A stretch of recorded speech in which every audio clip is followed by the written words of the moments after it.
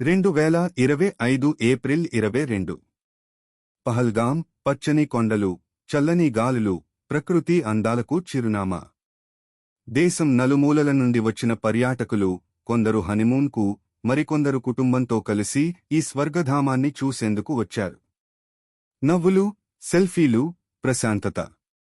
అంతా ఒక కలలాగే అనిపించింది. కానీ ఎవరికీ ఊహ రాలేదు. ఆ ప్రశాంతత వెనక మరణం దాగి ఉందని, ఆ గిరిచెరువు మధ్యలో ఓ రక్తపాటి చీకటి ఎదురు చూస్తోందని. ఒక పక్క ప్రకృతి పరవశంగా ఉంది.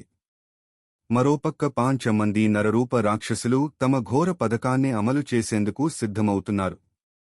అదే రోజు పహల్గాం అనే పారడైజ్ నరకంగా మారింది. 2025 మే 7. భారతదేశం ఓపికను విడిచిపెట్టింది. దాడికి దాడి, రక్తానికి సమాధానంగా ఇనుపదండం. అదే రోజు దేశం శత్రువులకు గట్టి బుద్ధి చెప్పింది. ఆపరేషన్ సింధూర్. ఇది కేవలం ఒక మిలిటరీ ఆపరేషన్ కాదు. ఇది మన గర్భగౌరవమైన సింధూరానికి, మన మహిళల ఆత్మగౌరవానికి భారతదేశం ఇచ్చిన సమాధానం. పహల్గాంలో హింసకు బలైన భార్యలు. వారి మస్తకంపై దాచిన సింధూర్ ఇక కనిపించకపోవచ్చు. కాని దేశం ఆ ముక్త సింధూరానికి కీర్తిగా నిలవాలని సంకల్పించింది. అందుకే ఈ దాడికి పేరు పెట్టారు, ఆపరేషన్ సింధూర్. ఈ ఆపరేషన్ను భారత వైమానిక దళం అత్యంత ఖచ్చితంగా, అత్యున్నత స్థాయిలో అమలు చేసింది. కేవలం 23 నిమిషాల్లో శత్రుగూళ్లు నేలమట్టమయ్యాయి. భారత రఫేల్ యుద్ధ విమానాలు స్కాల్ప్ మిసైళ్లతో, హామర్ బాంబులతో గగనతలాన్ని చీల్చుకుంటూ ప్రవేశించాయి. బహావల్పూర్, మురీద్కే, ముజఫరాబాద్. ఇవన్నీ ఉగ్రవాద శిక్షణ కేంద్రాలుగా మారిన ప్రదేశాలు. అందుకే అక్కడే మొదటి పంచ్ వేసింది భారత్.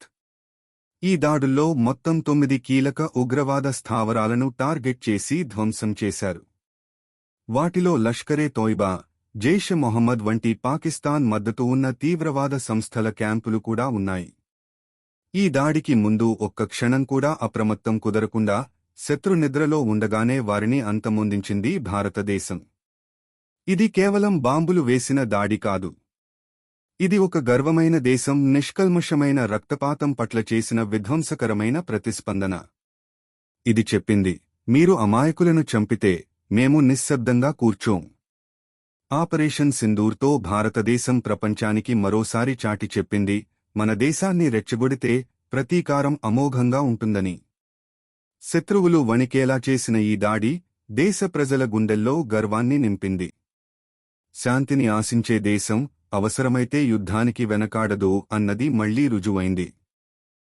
ఆపరేషన్ సింధూర్ అనేది ఓ సాధారణ ప్రతీకార దాడి కాదు.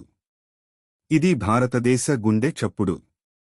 పహల్గాంలో అమాయకుల రక్తాన్ని చూసిన క్షణం నుండి దేశం ఓ కొత్త రూపం ధరించింది.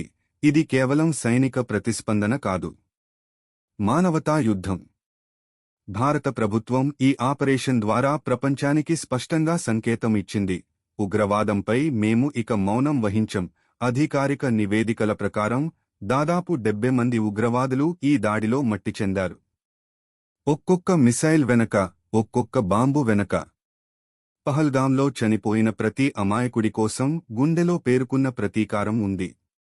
ఈ దాడుల్లో లష్కరే తోయిబా, జైష్ మొహమ్మద్ లాంటి పాకిస్తాన్ మద్దతుతో నడుస్తున్న తీవ్రవాద సంస్థల శిక్షణ కేంద్రాలు పూర్తిగా ధ్వంసమయ్యాయి. వాటి కీలక నేతలు అక్కడికక్కడే చనిపోయారు. ఇవన్నీ ముందుగానే ఖచ్చితంగా రూపొందించిన ప్రణాళిక ప్రకారం అమలయ్యాయి. పాకిస్తాన్ మాత్రం ఊహించలేదు, భారత్ ఇలా వెంటనే పటాపంచలు చేసి వస్తుందని.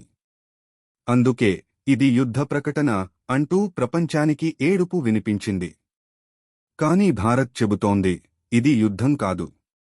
ఇది శాంతికి ఇచ్చిన శుద్ధి. శాంతిని దాడి చేయడం అంటే శాంతికే యుద్ధం ప్రకటించడమే. మేము కేవలం సమాధానం చెప్పాం. జగత్తు మొత్తం ఈ పరిణామాలను కళ్లారా చూసింది.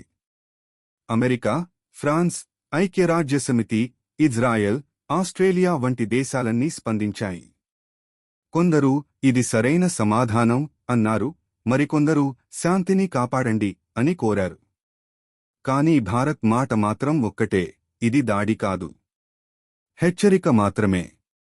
మరోసారి ప్రయత్నిస్తే పరిణామాలు ఊహించలేరు. ఆపరేషన్ సింధూర్ ఒక్క సైనిక విజయం కాదు, ఇది భారతదేశం తలవంచకుండా చూపిన ధైర్యం. ఇది శత్రువులపై చూపిన బలం మాత్రమే కాదు, మన తల్లుల, మన అక్కచెల్లెళ్ల సింధూరానికి రక్షణగా నిలిచిన సైనిక గర్వం. ఒక సామాజిక నైతికతకు నిలువెత్తు సాక్ష్యంగా నిలిచిన శాంతికి సంబంధించిన విజయం. పహల్గాంలో అమాయకుల రక్తం నేలరాలిపోయిన క్షణం నుంచే భారత గుండె నిప్పులా తగిలింది. ఆ ఆర్తనాదాల వెనక ఒక్క మౌనం లేదు, ఒక మట్టిచెరిగిన శబ్దం ఉంది. ఆపరేషన్ సింధూర్ అంటే యుద్ధం కాదు, ప్రతీకారం కాదు. అది భారత తల్లుల సింధూరానికి నివాళి. శాంతిని దాడి చేస్తే సమాధానం పిడుగులా వస్తుంది, అదే భారతదేశం. ఆపరేషన్ సింధూర్ కేవలం ప్రతీకార దాడి కాదు. ఇది ఓ దృఢమైన, అంగీకరించలేని సందేశం. ఉగ్రవాదంపై రాజీ లేదు. ఎంత గాఢమైన గాయాలైనా, ఎంత పెరిగిన ఖర్చైనా మన మట్టుపైన నెత్తురు పెట్టే ఉగ్రవాదంపై మేము మర్యాద చూపించము. పహల్గాంలో ఉగ్రవాదులు దాడి చేసినప్పుడు వారు కేవలం వ్యక్తులపై దాడి చేయలేదు, వారు మన దేశానికి, మన జాతి గౌరవానికి విరుద్ధంగా యత్నించారు. వారు భయాన్ని, విభజనను, ద్వేషాన్ని వ్యాప్తి చేయాలనుకున్నారు. కానీ భారత్ ఒక అద్భుతమైన దేశం, దెబ్బతిన్నప్పటికీ భంగమయ్యే దేశం కాదు. మనం విరోధాన్ని మౌనం వహించాము. ఈ దేశం మన గౌరవాన్ని, శాంతిని కాపాడుతుంది. ఈ ప్రతీకారం ప్రపంచానికి ఒక కొత్త భారత్ను చూపించింది. ఉగ్రవాదానికి అవును అంటే శాంతికి భంగం కలిగిస్తే భారతదేశం పట్ల ఓ గౌరవం చూపకూడదు. భారత్ గౌరవం కనబరచింది. ఉగ్రవాదం మనకు ప్రలోభాన్ని ఇచ్చే గొప్ప చరిత్ర కాదు, ఇది ప్రపంచానికి ప్రకటించిన సమాధానం. భారతదేశం ఈ చర్య తీసుకున్నది కోపం వల్ల కాదు, మన శాంతికి మేలు కావాలనే అవసరం వల్ల. మన ప్రస్తావనకి గమనించే వారికి ఇది ఓ సంకేతం. మన సైనికులను, వారి ధైర్యాన్ని మేము గుర్తిస్తున్నాము. దేశం పట్ల ప్రేమతో ముందుకు సాగాలి. భారతదేశమవుతుంది ఈ ఐక్యత, ఈ శక్తి మనం. పహల్గాంలో జరిగిన సంఘటన వల్ల మనం గాయపడినా, మనం మరింత బలంగా, ఐక్యంగా ఎదగతాము. మనం దేశభక్తి కాంతిని నిరంతరం వెలుగుతో కాపాడుతూనే మనం ఉగ్రవాదం నుంచే రక్షణ సాధిస్తాము. మన కర్తవ్యమేంటంటే మన దేశభక్తిని నిరంతరం పెంచుకోవడం, మన సైనికులకు గౌరవం ఇవ్వడం, మన సైనికులు చేసిన సేవలను గుర్తించి వారితో చక్కటి మద్దతు ఇవ్వడం. పహల్గాంలో జరిగిన ఘటనను మర్చిపోకుండా మన జీవితాలు ఎప్పుడూ దేశభక్తితో సాగాలని మేము తప్పకుండా గుర్తించాలి. ఇంకో ముఖ్యమైన విషయాన్ని ఇంకా చాలామంది సబ్స్క్రైబ్ చేయలేదు. ఇలాంటి దేశభక్తి అంశాలను తెలుసుకోవాలంటే దయచేసి మా ఛానల్ను లైక్ చేయండి, సబ్స్క్రైబ్ చేయండి, షేర్ చేయండి.